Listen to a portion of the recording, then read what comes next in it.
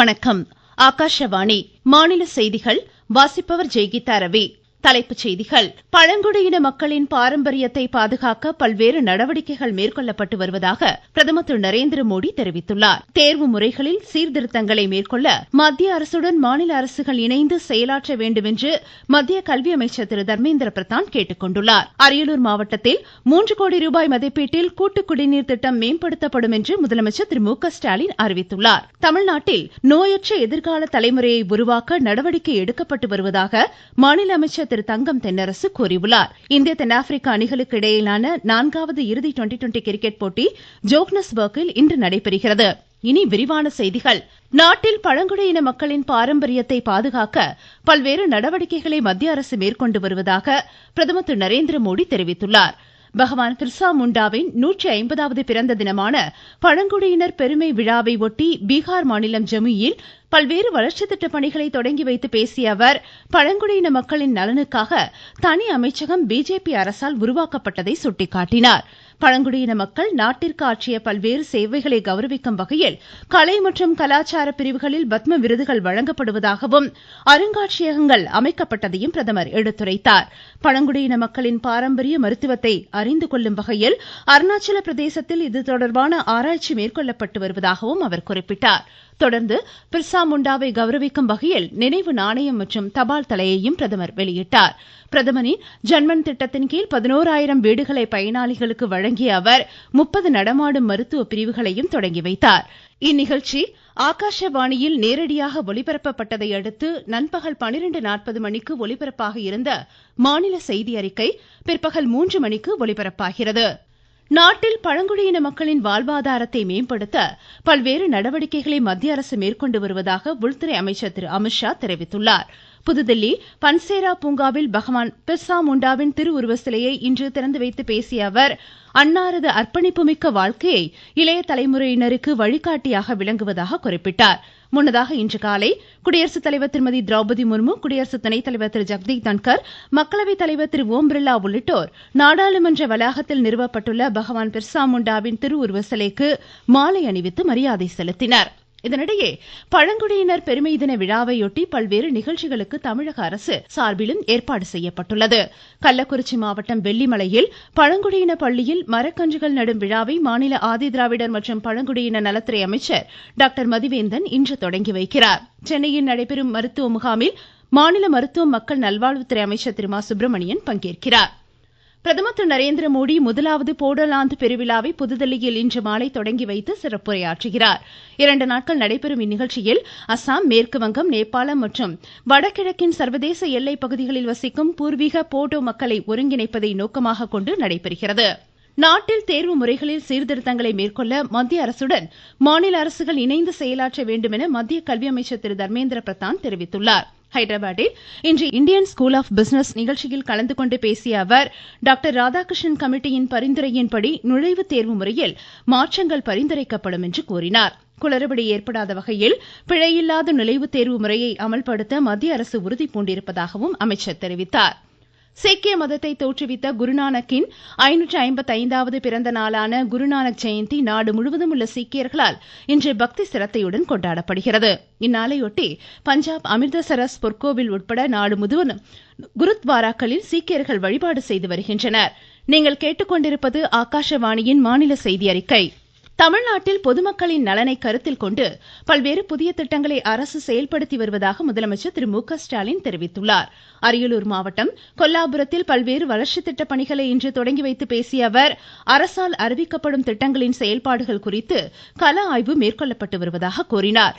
கடந்த 3 ஆண்டுகளில் 31 லட்சம் பேருக்கு வேலைவாய்ப்பை உருவாக்கும் வகையில் 10 லட்சம் கோடி ரூபாய் முதலீடுகள் ஈர்க்கப்பட்டுள்ளதாக கூறிய முதலமைச்சர், மகளிரின் பொருளாதாரத்தை மேம்படுத்தும் வகையில் திட்டங்கள் செயல்படுத்தப்படுவதாக எடுத்துரைத்தார்.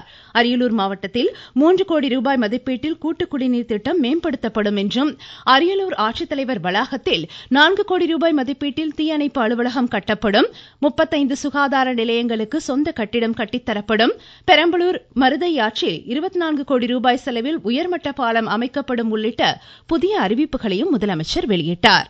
அரியலூர் மாவட்டத்தில் இருக்கக்கூடிய நதியனூர் கூட்டுக்குடிநீர் திட்டம், வெற்றியூர் கூட்டுக்குடிநீர் திட்டம், ஜெயங்கொண்டம் உடையார்பாளையம் நகரங்களுக்கான கூட்டுக்குடிநீர் திட்டங்கள் 3 கோடி 20 லட்சம் ரூபாய் மதிப்பீட்டில் அது மேம்படுத்தப்படும். அரியலூர் மற்றும் பெரம்பலூர் மாவட்டங்களை சார்ந்த 645 கிராம குடியிருப்புகளுக்கான கூட்டுக்குடிநீர் திட்டம் 42 கோடி ரூபாய் செலவில் மேம்படுத்தப்பட்டு தடையின்றி போதிய குடிநீர் வழங்கப்படும். பெரம்பலூர் மாவட்டத்தில் 24 கோடி ரூபாய் செலவில் மருதியாற்றின் குறுக்கே உயர்மட்டம் பாலம் அமைக்கப்படும்.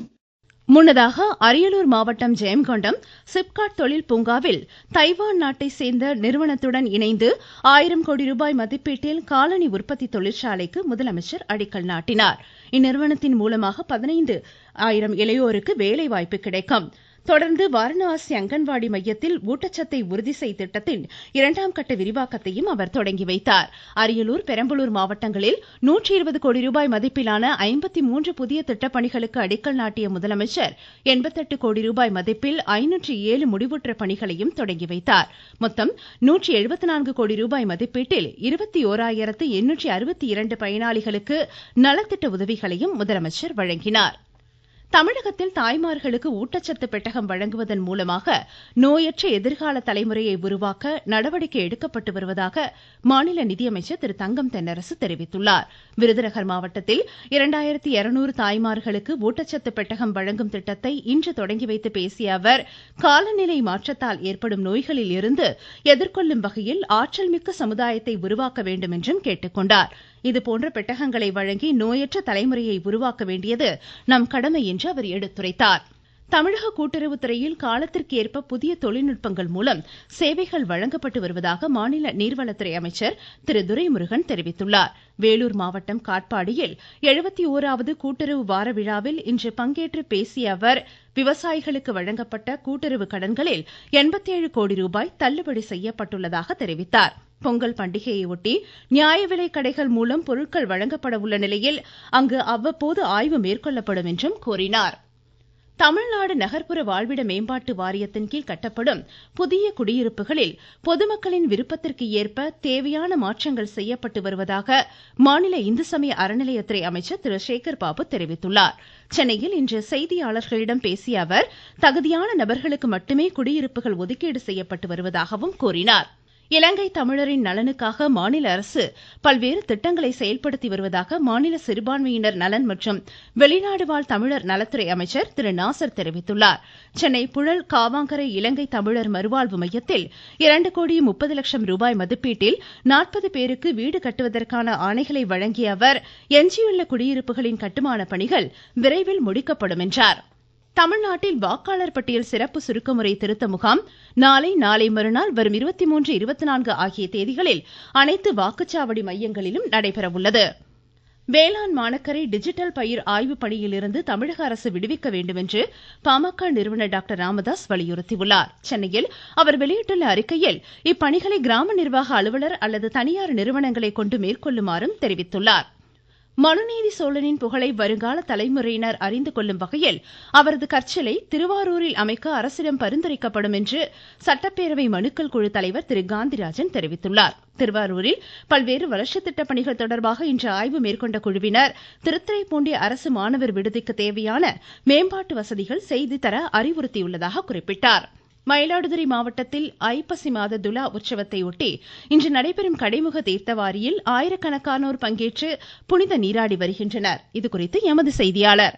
மயிலாடுதுறையில் காவிரி ஆற்றை மையப்படுத்தி அனைத்து கோவில்களிலும் ஐப்பசி மாதம் நடைபெறும் துலா உற்சவம் என்று சொல்லக்கூடிய கடைமுழுக்கு தீர்த்தவாரி இன்று நடைபெற்று வருகிறது. ஆற்றின் இரு கரைகளிலும் அனைத்து கோவில்களிலிருந்து சுவாமி அம்பாள் மற்றும் பஞ்சமூர்த்திகள் பக்தர்களுக்கு காட்சியளித்து தீர்த்தவாரி நடைபெறுவது வழக்கம். இதற்காக இன்று மாநிலத்தின் பல்வேறு பகுதிகளிலிருந்து புனித நீராட 20,000க்கும் மேற்பட்ட பக்தர்கள் வந்துள்ளனர். இதனால் பலத்த போலீஸ் பாதுகாப்பு போடப்பட்டுள்ளது. மயிலாடுதுறையிலிருந்து மணிகண்டன் குருமூர்த்தி. ஐப்பசி பௌர்ணமியை முன்னிட்டு சிவாலயங்களில் அன்னாபிஷேக விழா இன்று பக்தி சிரத்தையுடன் நடைபெறுகிறது.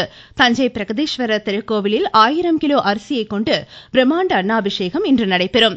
சென்னை, திருவள்ளூர், செங்கல்பட்டு, காஞ்சிபுரம், ராணிப்பேட்டை, பெரம்பலூர், மயிலாடுதுறை, தஞ்சை, நாகை, திருவாரூர் உள்ளிட்ட 22 மாவட்டங்களில் அடுத்த சில மணி நேரங்களில் மழைக்கு வாய்ப்புள்ளதாக சென்னை வானிலை ஆய்வு மையம் தெரிவித்துள்ளது. இந்திய தென்னாப்பிரிக்க அணிகளுக்கு இடையிலான 4வது இறுதி டுவெண்டி கிரிக்கெட் போட்டி ஜோஹனஸ்பர்க்கில் இன்று நடைபெறுகிறது. 4 போட்டிகள் கொண்ட இத்தொடரில் இந்தியா தற்போது 2-1 என்ற கணக்கில் முன்னிலையில் உள்ளது. மீண்டும் தலைப்புச் செய்திகள். பழங்குடியின மக்களின் பாரம்பரியத்தை பாதுகாக்க பல்வேறு நடவடிக்கைகள் மேற்கொள்ளப்பட்டு வருவதாக பிரதமர் திரு நரேந்திர மோடி தெரிவித்துள்ளார். தேர்வு முறையில் சீர்திருத்தங்களை மேற்கொள்ள மத்திய அரசுடன் மாநில அரசுகள் இணைந்து செயலாற்ற வேண்டும் என்று மத்திய கல்வி அமைச்சர் திரு தர்மேந்திர பிரதான் கேட்டுக் கொண்டுள்ளார். அரியலூர் மாவட்டத்தில் 3 கோடி ரூபாய் மதிப்பீட்டில் கூட்டு குடிநீர் திட்டம் மேம்படுத்தப்படும் என்று முதலமைச்சர் திரு மு க ஸ்டாலின் அறிவித்துள்ளார். தமிழ்நாட்டில் நோயற்ற எதிர்கால தலைமுறையை உருவாக்க நடவடிக்கை எடுக்கப்பட்டு வருவதாக மாநில அமைச்சர் திரு தங்கம் தென்னரசு கூறியுள்ளார். இந்திய தென்னாப்பிரிக்க அணிகளுக்கு இடையிலான 4வது இறுதி டுவெண்டி கிரிக்கெட் போட்டி ஜோஹனஸ்பர்க்கில் இன்று நடைபெறுகிறது. இத்துடன் இந்த செய்தியறிக்கை முடிவடைந்தது.